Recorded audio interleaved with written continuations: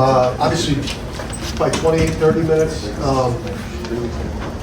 where we looked like, probably the best version of ourselves, and then credit Providence and credit this time of year.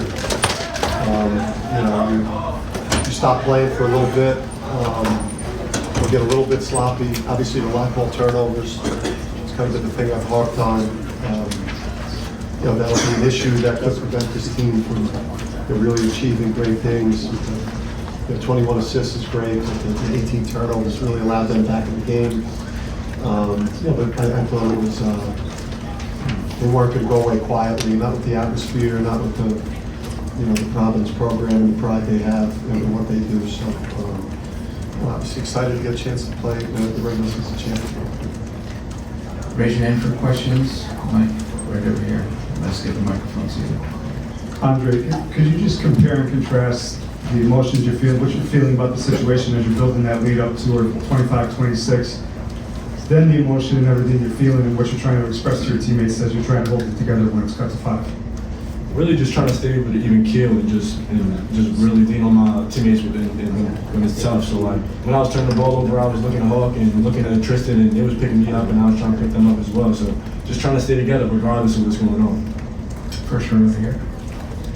Yep, Coach, is there anything you learned about yourself as this comeback was happening, maybe with how you could have dealt with certain stuff differently?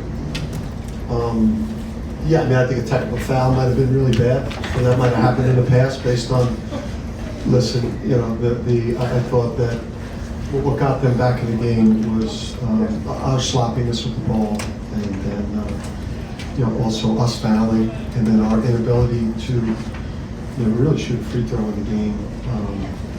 Obviously, they were physical defensively. We played unbelievable for 28 minutes. They made an unbelievable run, and we won the game, and we play tomorrow in the semifinals for the third year in a row. So we're happy about that game. Second row. Coach, besides the win, what are some things that need to work on defense moving forward? What was that?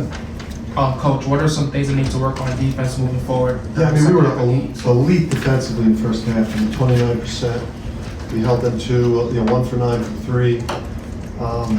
I thought we got away from our principles of maybe taking away the paint. But again, I think it was the fouling that just disrupted the rhythm of the game. We were playing such great basketball at both ends of the court, and then once it turned into a whistle fest and we were putting them at the free throw line, they were able to chip away, mix in some live ball turnovers, and you can't get back and get set defensively. I think that's why they shot 51% from the field. We weren't set as much in the second half because we weren't getting stops. We were turning the ball over. Dave, right here. Man, Tristan obviously came up big, a couple of daggers, or they seemed like daggers at the time. Explain his game and why he didn't start the game.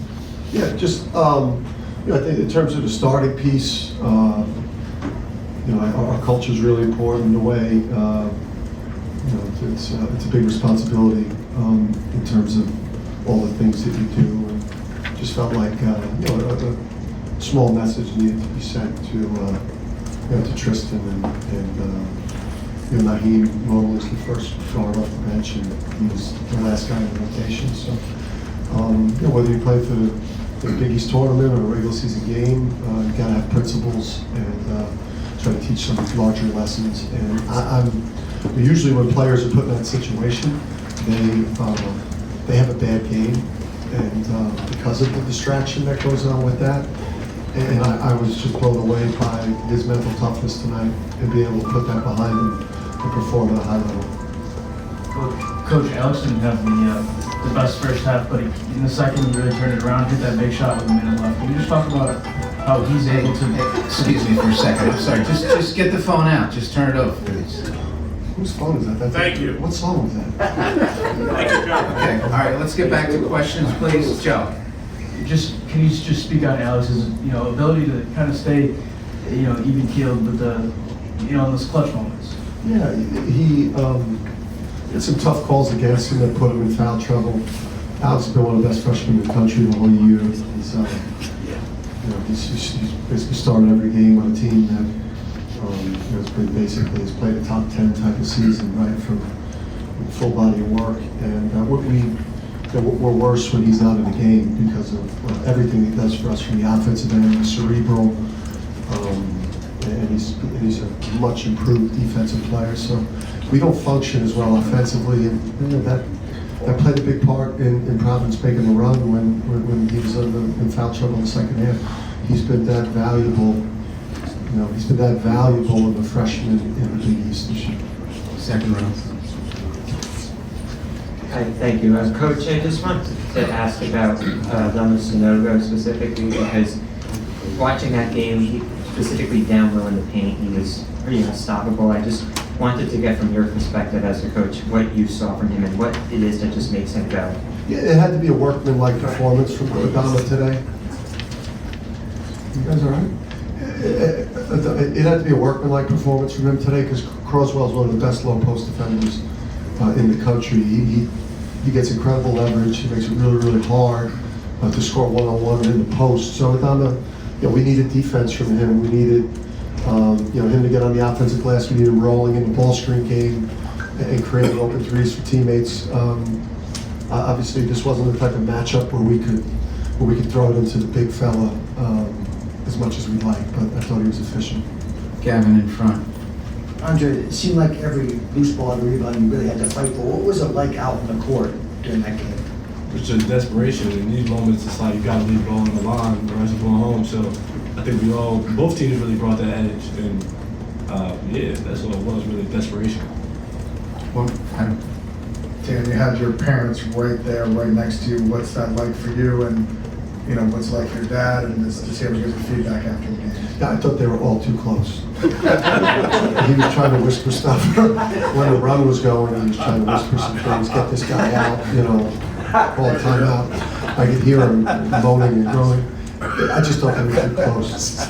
They should be there, but they should be back. I hope they're not in the same seats. Was he really doing that? My son was over there. He almost got me a technical, Danny, because I think he got on James one time breathing. I don't need him that close.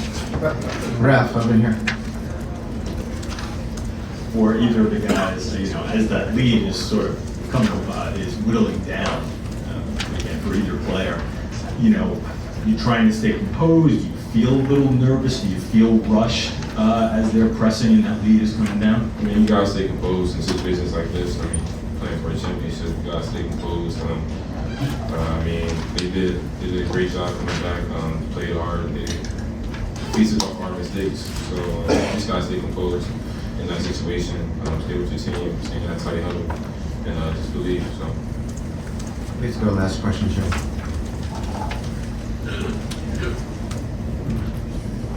Jordan, playing instead of watching, was it everything you expected, or was it, were the emotions a little different?